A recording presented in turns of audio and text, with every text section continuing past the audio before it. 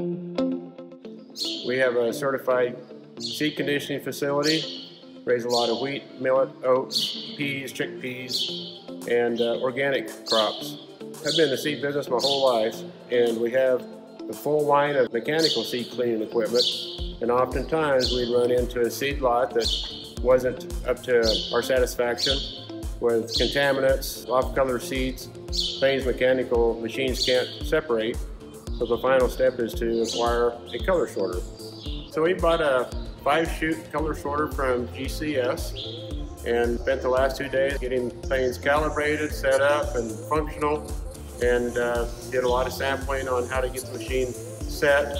And we've been running some larger volumes of seed that was contaminated with weed seed we couldn't get out mechanically, and we're able to make that final separation on organic grains. So, it goes into the human consumption line, and that way the consumer is just going to get a much better quality product. GCS are very knowledgeable about what they're doing, very professional, and we had a great training experience with them, and so I think we're up and running and ready to move forward with our color sorters.